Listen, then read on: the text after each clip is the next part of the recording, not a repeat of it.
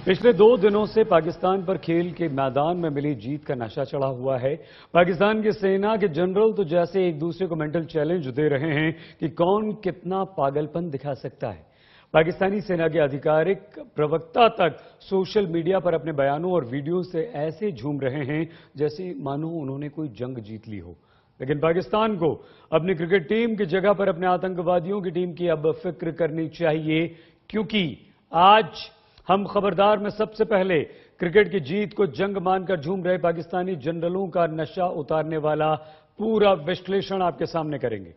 आज हमारे पास वो खबर है जो टेरर चैंपियन पाकिस्तान के आतंकवादियों की टीम को आउट करने वाली खबर है। अमेरिका में ट्रंप की टीम ने पाकिस्तान के स्क्रू टाइट करने का पूरा प्लान बना लिया है। तो आइए पहले हम आपको बता दें कि यह सब कैसे होने वाला है। आज ही काबुल के बगराम में अमेरिका के सबसे बड़े मिलिट्री बेस में आतंकवादी हमला हुआ, जिसमें 8 अफगानी सैनिक मारे गए। आज बगराम के हमले की जिम्मेदारी अफगानी तालिबान ने ली है, जिसको अंदर से पाकिस्तान सपोर्ट करता रहा है। अभी 31 मई को काबुल के डिप्लोमेटिक जोन में ट्रक ब्लास्ट हुआ था, जिसमें कम से कम 150 अफगानी लोग मारे गए थे। अफगानिस्तान ने काबुल हमले के पीछे हक्कानी नेटवर्क का हाथ बताया था, जिसे पाकिस्तानी सेना और आईएसआई का सपोर्ट है। हक्कानी नेटवर्क के आतंकवादी पाकिस्तान में सेफ हाउस में रहते हैं और उनको पाकिस्तान में ट्रेनिंग और हथियार मिलते रहते हैं।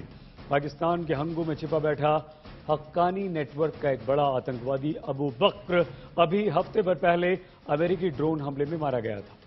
न्यूज एजेंसी रॉयटर्स ने अमेरिकी रक्षा अधिकारियों के हवाले से बताया है कि अमेरिका अब पाकिस्तान पर ड्रोन हमले तेज करेगा। पाकिस्तान के अंदर जाकर भी आतंकवादियों की सुरक्षित पनाहगाहों को तबाह करने में अमेरिका बिल्कुल भी नहीं हिचकिचाएगा। पाकिस्तान को हर साल अमेरिका से मिलने वाली वित्तीय मदद और सैन्य मदद को भी अमेरिका रोकने का प्लान बना रहा है। पिछले साल पाकिस्तान को $53 करोड़ अमेरिका ने दिए थे, जिसे इस साल अमेरिका ने घटाकर $34 करोड़ कर दिया है। इन $34 करोड़ की मदद को भी लोन में बदलने और यहां तक कि पूरी तरह से रोक देने के बारे में भी अमेरिका बेहद गंभीरता से सोच रहा है।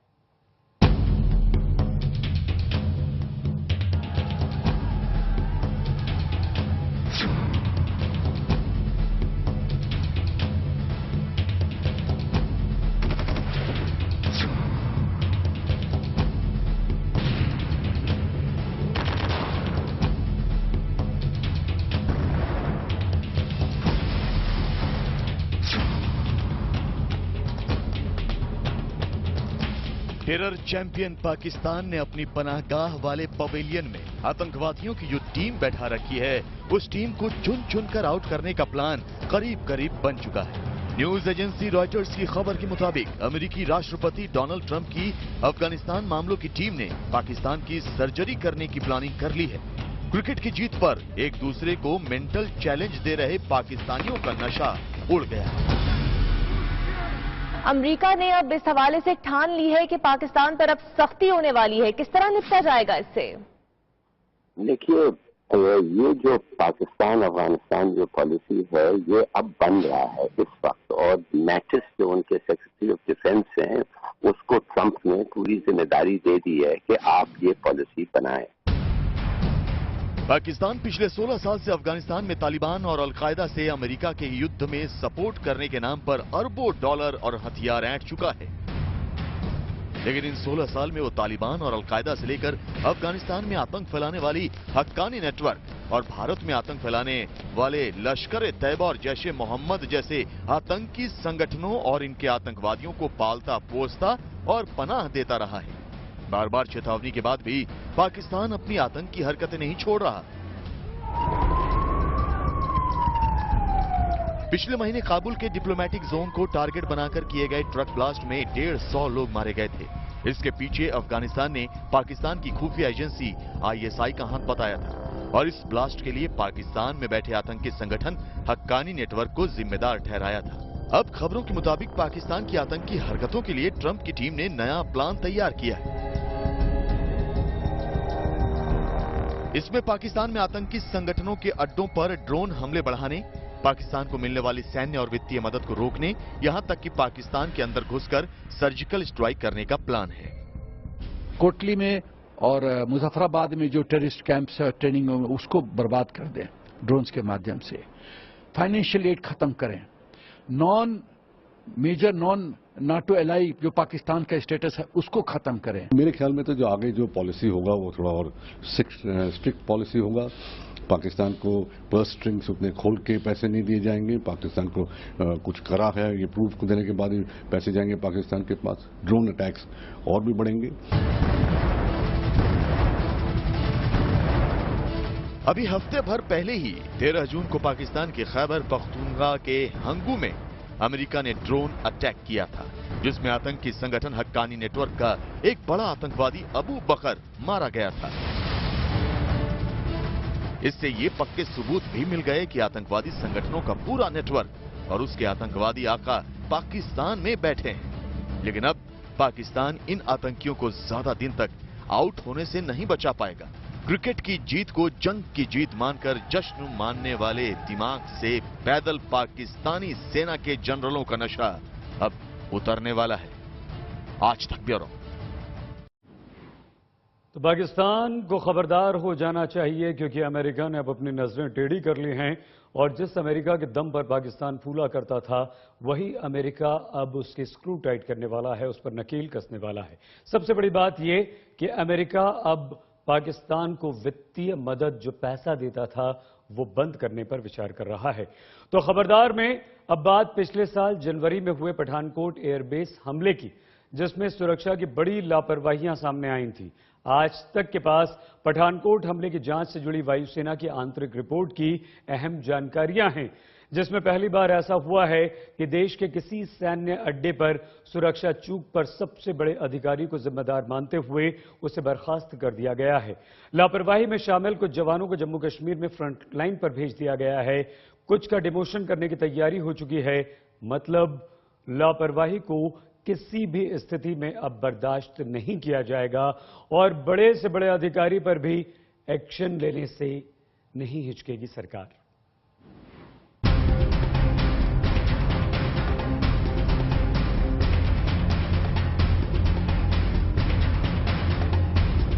ये पिछले साल जनवरी की तस्वीर है, जब भारतीय वायुसेना के पंजाब में पठानकोट एयरबेस पर पाकिस्तानी आतंकवादियों ने हमला किया था। 1 जनवरी की रात 2:30 बजे 4 आतंकवादी पठानकोट एयरबेस में सिक्योरिटी के हर स्तर को तोड़ते हुए अंदर घुस गए थे। करीब 17 घंटे के ऑपरेशन के बाद 4 आतंकवादियों को मार गिराया गया, लेकिन इसमें 1 अफसर सहित 7 जवान शहीद हो गए थे। इस आतंकी हमले को लेकर सबसे बड़ा सवाल यह था कि आखिर एयरबेस जैसे सबसे हाई सिक्योरिटी जोन और रणनीतिक तौर पर सबसे संवेदनशील जगह में हथियार और बारूद लेकर आतंकवादी कैसे घुस गए थे, और इस सबसे बड़ी लापरवाही पर क्या कोई एक्शन भी होगा? क्योंकि पठानकोट एयरबेस में सुरक्षा की चूक पर जिम्मेदारी तय करने का काम 1 साल बाद शुरू हुआ था, जब इस साल फरवरी में भारतीय वायुसेना ने इस मामले में कोर्ट ऑफ इंक्वायरी के गठन का आदेश दिया था। इसके 4 महीने बाद भारतीय वायुसेना की आंतरिक जांच रिपोर्ट की पूरी जानकारी अब आज तक को मिली है, जिसमें सुरक्षा में चूक पर एयरबेस के बड़े अधिकारियों और सुरक्षा कर्मियों की गंभीर लापरवाही बताई गई है। ये एयर कोमोडोर JS धामून है, जो पठानकोट एयरबेस पर आतंकवादी हमले के वक्त एयरबेस के कमांडिंग अफसर थे। धामून को पठानकोट हमले के 2 महीने बाद एयरबेस से हटाकर दूसरी जगह ट्रांसफर कर दिया गया था, लेकिन एयरफोर्स की इंटरनल जांच रिपोर्ट से आज तक को एक्सक्लूसिव जानकारी मिली है कि JS धामून को अब एयरफोर्स की सेवा से ही बर्खास्त कर दिया गया है। पहली बार ऐसा हुआ है कि किसी सैन्य बेस पर सुरक्षा की चूक पर जिम्मेदारी सबसे बड़े अफसर के स्तर पर तय की गई है, और सिर्फ जिम्मेदारी ही नहीं बल्कि लापरवाही पाए जाने पर सबसे बड़े अफसर को बर्खास्त तक कर दिया गया है। सूत्रों के मुताबिक JS धामून को बांग्लादेश में किसी ट्रेनिंग के लिए भेजा जा रहा था, जिसके लिए फाइल PMO पहुंची, लेकिन प्रधानमंत्री कार्यालय से ये पूछा गया कि आखिर पठानकोट एयरबेस में सुरक्षा चूक के जिम्मेदार अफसर को हटाया क्यों नहीं गया, जिसके बाद एयरफोर्स की आंतरिक जांच और कोर्ट ऑफ इंक्वायरी के बाद JS धामून को सैन्य सेवा से हटा दिया गया।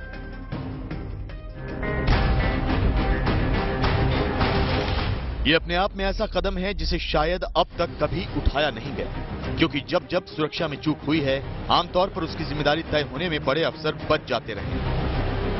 पहली बार किसी कमांडिंग अफसर पर सुरक्षा चूक पर जिम्मेदारी तय करते हुए एक्शन हुआ है। पठानकोट हमले पर सुरक्षा चूक पर वायुसेना की आंतरिक जांच रिपोर्ट से आज तक को मिली जानकारी के मुताबिक आतंकी हमले का तुरंत जवाब देने में एयरबेस कमांड पूरी तरह से फेल हो गई। एयरबेस में सुरक्षा के बुनियादी इंतजामों की तरफ ध्यान नहीं दिया गया। पर्याप्त संख्या में सिक्योरिटी गार्ड नहीं थे, न ही फ्लड लाइट काम कर रही थी। एयरबेस के आसपास के पेड़ों पर ध्यान नहीं दिया गया, जिससे आतंकी अंदर गए। खुफिया जानकारियों के बावजूद सुरक्षा इंतजामों पर अलर्ट नहीं दिखाया गया। आतंकी हमला होने पर एयरबेस की सुरक्षा करने वाले स्पेशल गरुड़ फोर्स के कुछ जवान भाग गए। इतनी बड़ी लापरवाही और कोई तैयारी नहीं होने के लिए सीधे तौर पर कमांडिंग अफसर को जिम्मेदार माना गया और इस कमांडिंग अफसर से इस्तीफा लिया गया। लापरवाही में शामिल दूसरे अफसरों और जवानों का डिमोशन भी होना तय। कई जवानों को एयरबेस से हटाकर जम्मू कश्मीर में एलओसी की फ्रंट लाइन पर भेज दिया गया है और एयरबेस में नई तरीके से गरुड़ फोर्स के जवानों की तैनाती की गई है। सुधीर रंजन सेन, दिल्ली, आज तक। पठानकोट एयरबेस पर आतंकवादी हमले को लेकर सुरक्षा चूक एक बहुत बड़ी लापरवाही थी। पहली बार हुआ है कि इस तरह की किसी चूक से बड़े सुरक्षा चूक पर सबसे बड़े अधिकारी को सेवा से ही बर्खास्त कर दिया गया हो, क्योंकि आज आमतौर पर ऐसा फैसला एक उदाहरण है। आमतौर पर ऐसा होता नहीं है। पठानकोट एयरबेस किस तरह से देश के लिए बहुत अहम सैन्य अड्डा है, यह समझना बहुत जरूरी है। पठानकोट में वायुसेना का एयरबेस पाकिस्तानी सीमा से सिर्फ 40 किलोमीटर की दूरी पर है। यह पाकिस्तान की तरफ से किसी भी संभावित हमले के खिलाफ पहला डिफेंस बेस है। 1965 के युद्ध में भी पाकिस्तान ने पहला हमला पठानकोट एयरबेस पर ही किया था। 1971 के युद्ध में भी पाकिस्तान ने इसी एयरबेस पर हमला किया था। इस एयरबेस में वायुसेना की पश्चिमी कमांड का पूरा सैन्य साजो सामान रखा होता है, जिसमें MiG-21 जैसे लड़ाकू विमान, Mi-25 और Mi-35 जैसे लड़ाकू हेलीकॉप्टर्स हैं। इस एयरबेस से जम्मू कश्मीर में सेना के ऑपरेशन को भी लॉजिस्टिक सपोर्ट मिलता है। और अब खबरदार में उस एक्सक्लूसिव वीडियो का हम विश्लेषण करेंगे, जिसे देखकर गाय को मां मानने वालों के दिलों को गहरा धक्का लगेगा। आज हम आपको दिखाएंगे कि बांग्लादेश से जुड़े भारत की 4000 किलोमीटर लंबी बॉर्डर पर गाय के तस्कर कैसे अपनी सीमाएं लांघते हैं, जिसका एक वीडियो सबूत आज तक के पास मौजूद है। बॉर्डर सिक्योरिटी फोर्स की तरफ से सीमा पर कड़ी चौकसी बरतने की वजह से जमीन के रास्ते बांग्लादेश को गाय बैल बछड़ों की तस्करी होना लगभग बंद हो गया है। हालांकि पशु तस्कर फिर भी बाज नहीं आ रहे, तो डाल डाल में बात बात वाली कहावत पर चलते हुए ये तस्कर अब जमीन को छोड़कर नदी के रास्ते पशुओं की तस्करी कर रहे हैं। इसके लिए वो गाय बैल बछड़ों के ऊपर जो बर्बरता कर रहे हैं, उसे देखकर किसी का भी कलेजा मुंह को आ सकता है। पशु तस्करों की उन अमानवीय हरकतों को परत दर परत बेनकाब करने वाला वीडियो आप सिर्फ आज तक पर देख रहे हैं। ये वीडियो असम से बांग्लादेश तक गाय तस्करी के गोरखधंधे का ऐसा जीता जागता सबूत है, जिसे उन कथित गौ रक्षकों को जरूर देखना चाहिए, जो अपना झूठा गाय प्रेम दिखाने के लिए सड़कों पर उत्पात मचाते हुए घूमते हैं।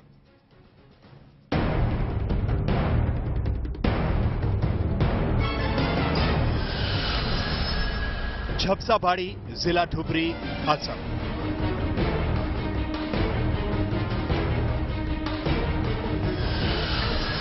कालजनी नदी का किनारा, भारत बांग्लादेश बॉर्डर।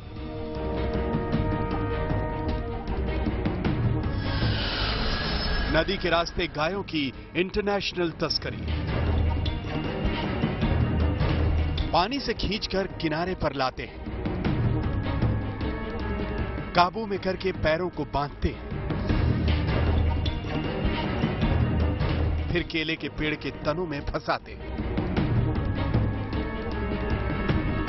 और नदी में छोड़ देते हैं।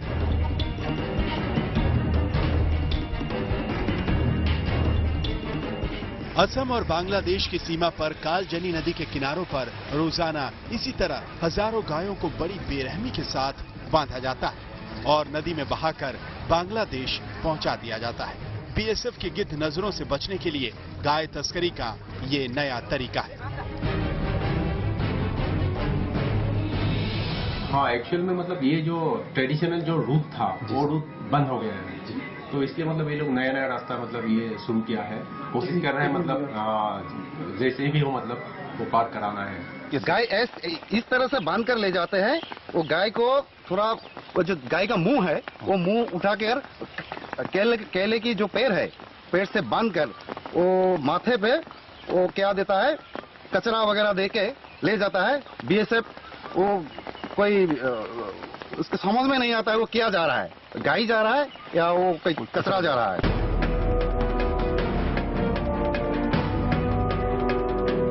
इस तरह भारत की गायों को तस्कर बांग्लादेश पहुंचा देते हैं। अब जरा इन गायों की पीठ पर बंधे इस निशान पर गौर करिए। ये वो कोड वर्ड्स हैं जिनके जरिए नदी के दूसरे किनारे यानी बांग्लादेश में गो तस्कर अपने माल को पहचान लेते हैं। गला केले के जो पेड़ है, पेड़ से बांधकर अमानवीय तरह से वो नदी में बहा देता है। और उधर जो व्यापारी लोग है उसका कोट रहता है, जो कोट गाय के पीठ में लिखा हुआ है, उस पार का जो व्यापारी है वो पकड़ लेते हैं। असम से जुड़ी बांग्लादेश की सीमा 250 किलोमीटर से ज्यादा है, जिसमें करीब 119 किलोमीटर का बॉर्डर ब्रह्मपुत्र और उसकी सहायक नदियों से बटा हुआ है। भारत से असम के रास्ते लाखों गायों की तस्करी होती है। इसके लिए गो तस्कर तरह तरह के जुगाड़ लगाते हैं। ऐसा ही एक जुगाड़ ये भी है।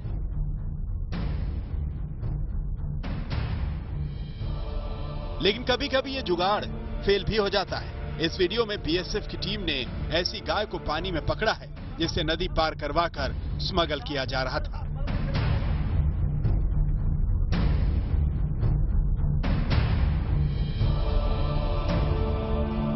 जगह के ऊपर है ना, जैसे कचार की तरफ है, वहां पर नदी इतना चौड़ा नहीं है, आधा किलोमीटर चौड़ा है नदी, तो वहां से पार तैर के क्रॉस करा सकते हैं। और 24 आवर्स तो सर्वेलेंस पुलिस कहाँ कहाँ रखेंगे, मुश्किल है। दूसरी साइड में जहां पर मेन ब्रह्मपुत्र नदी जाके बांग्लादेश के अंदर जाता है, वहां पर कम से कम 4-5 किलोमीटर चौड़ा है नदी। तो इतना चौड़ा तैर के पार करना संभव नहीं है। तो यहाँ पर स्मगलिंग करते हैं नॉर्मली, ये जो बड़े फेरी बोट होते हैं, खाली फेरी बोट में 20-30 का चढ़ा देते हैं नाव में, फिर क्रॉस करते हैं रात में, इसी टाइम में क्रॉस करा देते हैं। तो बीएसएफ पेट्रोलिंग करते रहते हैं, लेकिन 100% तो कवर करना मुश्किल है, संभव नहीं है, तो स्लिप हो सकता है कहीं पे।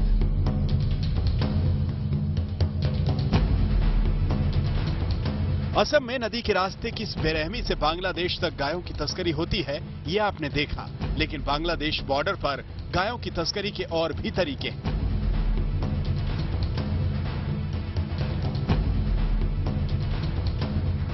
इस तरह भी क्रेन के जरिए भारत से गायें बांग्लादेश में स्मगल होती हैं।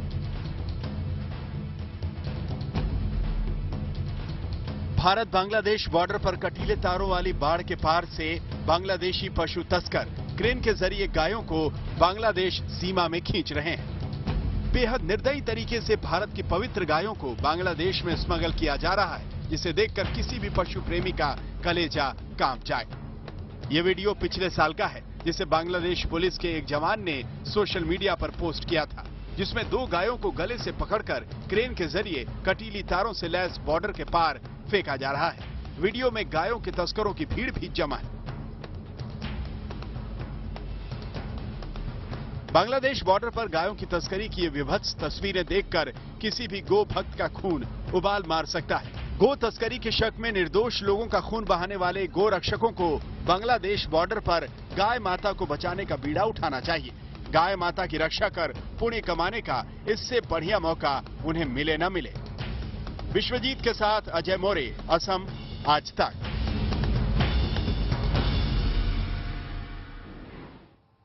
आपने देखा कि कैसे बांग्लादेश की बॉर्डर पर गाय तस्करी के इंटरनेशनल गैंग अपना धंधा चमका रहे हैं और भारत में पूजनीय गाय पर जुल्म ढा रहे हैं।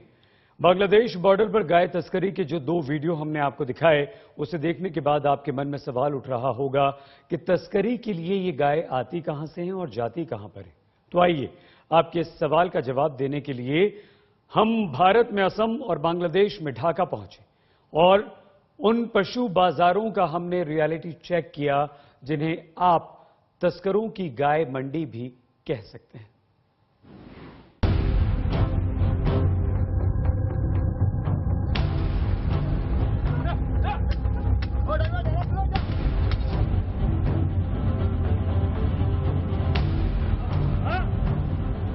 नाव पर लदी हुई गाय,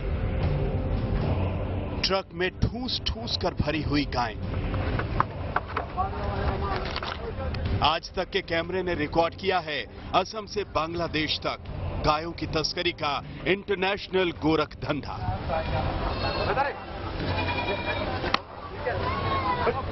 आज तक की अंडरकवर रिपोर्टर ने गाय तस्करी के इंटरनेशनल रैकेट का पर्दाफाश करने के लिए असम का सफर किया।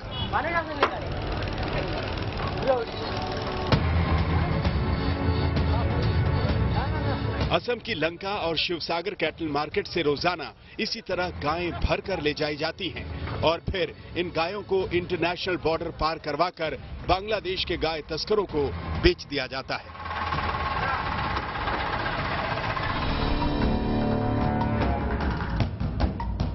ये आफ्ताब है, असम के लंका में पशु मंडी का जाना पहचाना नाम और कुख्यात गाय तस्कर, जो आज तक के अंडरकवर रिपोर्टर से गाय की इंटरनेशनल तस्करी का ठेका लेने को तैयार हो गया। ये तो सब जाएगा, ये तो असम का है माल, लेकिन जाएगा सब बांग्लादेश।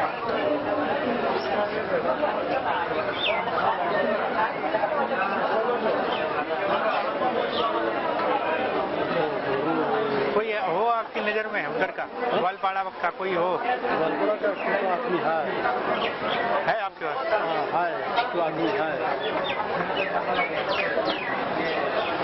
तो आदमी है, उसका भी फोन किया हुआ है, मगर फोन किया, हमारा पैसा भी है अभी तो।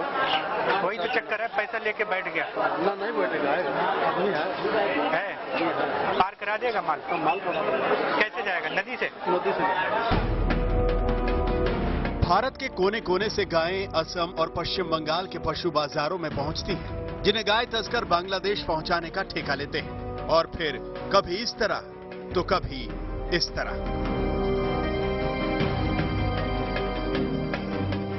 बड़ी ही बेरहमी के साथ भारत से गायों को बॉर्डर पार कर बांग्लादेश में स्मगल किया जाता है। बांग्लादेश में भारत की गायों की बड़ी डिमांड है, क्योंकि वहां गायों को काटने और खाने पर कोई रोक नहीं है।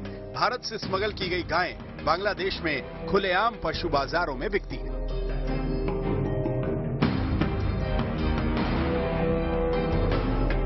बांग्लादेश की राजधानी ढाका से 13 किलोमीटर दूर यह बांग्लादेश का सबसे बड़ा पशु बाजार है, जिसे स्थानीय भाषा में खट्टल कहा जाता है। आज तक की टीम जब बांग्लादेश के इस पशु बाजार में पहुंची तो पता चला कि यहाँ बिकने के लिए आई ज्यादातर गायें असम और पश्चिम बंगाल से स्मगल करके लाई गई हैं।